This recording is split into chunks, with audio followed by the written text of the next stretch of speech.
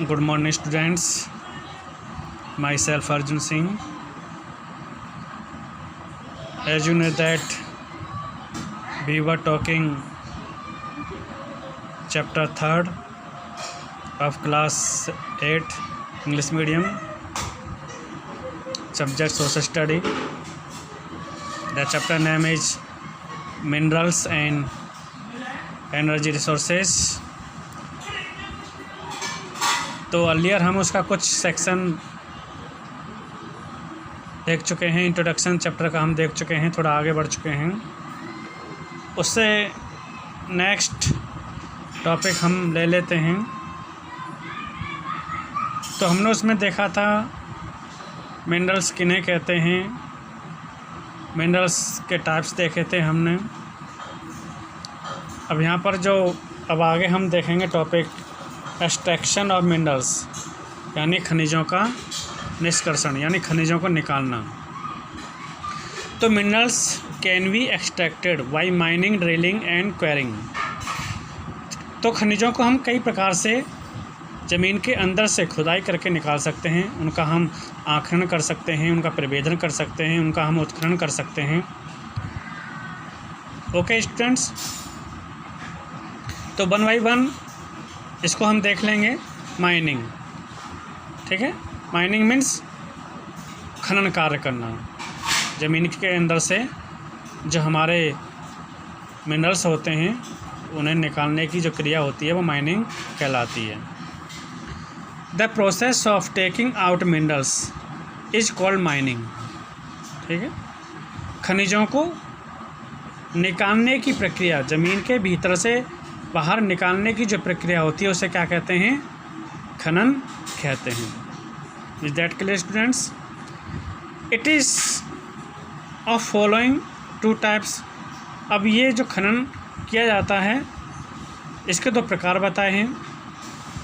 First ये देखेंगे क्या है, ओपन कास्ट माइनिंग, यानी विवृत खनन।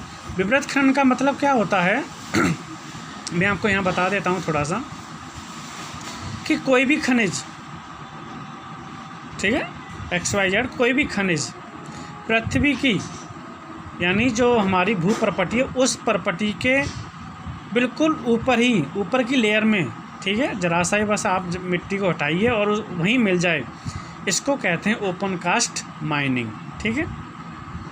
एंड वी है शाफ्ट माइनिंग, ठीक है। शाफ्ट माइनिंग मीन्स कूप की खनन, ठीक है। कूपकी से मतलब है, मैं आपको बता दूं, वे खनिज जो ज़मीन की अत्यंत गहराई के अंदर पाए जाते हैं, ठीक है, ज़मीन की अत्यंत गहराई के अंदर पाए जाते हैं, उनको निकालने के लिए शाफ्ट माइनिंग इस्तेमाल में ली जाती है, ठीक है। कूपकी खनन किया जाता है, ठीक है। अब शाफ्ट माइनिंग के भी अंतर्गत क्वेरिंग, ठीक है, और ड्रिलिंग, ये 2 प्रकार के उत्खनन किए जाते हैं। तो क्वेरिंग माइनिंग का मतलब होता है कि नियर द सरफेस, यानी कि वो ज़मीन की थोड़ी सी खुदाई करो, बिल्कुल पास में मिल जाते हैं, वो तो क्वेरिंग माइनिंग कहलाती है मिनरल्स की, ठीक है। और कुछ खनिज ज़मीन के बहुत ज़्यादा गहराई में उतर कर पाए जाते हैं, that is called drilling mining, ठीक है। जैसे पेट्रोलियम एंड नेचुरल गैस, ये समुद्र में ज़मीन की अत्यंत गहराई में पाए जाते हैं, तो उनको ड्रिलिंग मीन्स क्या होता है? बोरिंग, ठीक है। जैसे हम कोई बोरिंग करवाते हैं तो आपने देखा हो किस तरह से वो पाइप डालते हैं, जगह बनाते जाते हैं और मिट्टी को बाहर निकालते जाते हैं, तो that is called drilling. Okay students, okay, is that clear? अब नेक्स्ट चलते हैं, हम अपना टॉपिक देख लेते हैं। देखिए, next topic is distribution of minerals, खनिजों का वितरण। तो अब देखिए, आपको यहाँ ये तो इतना आपको मालूम होगा कि खनिजों का एक समान वितरण नहीं है, ठीक है। किसी स्टेट में खनिज बहुत ज़्यादा पाए जाते हैं और किसी स्टेट में बहुत कम पाए जाते हैं और किसी स्टेट में न के बराबर पाए जाते हैं, ठीक है। अब सभी प्रकार के खनिज भी एक स्टेट में सभी स्टेटों में पाए जाते हैं ऐसा भी नहीं है, ठीक है। तो कहीं पर खनिज का कोई सा रूप पाया जाता है तो किसी स्टेट में खनिज का कोई सा टाइप पाया जाता है, ठीक है, हमें ये ध्यान रखना होगा। तो डिस्ट्रीब्यूशन ऑफ मिनरल्स, खनिजों का वितरण हम देख लेते हैं। तो वर्ल्ड में, ठीक है, महाद्वीप और कंट्रीज ऐसे हैं जो प्रत्येक खनिजों के मामले में अपना एक मोनोपोली लिए हुए हैं, ठीक है।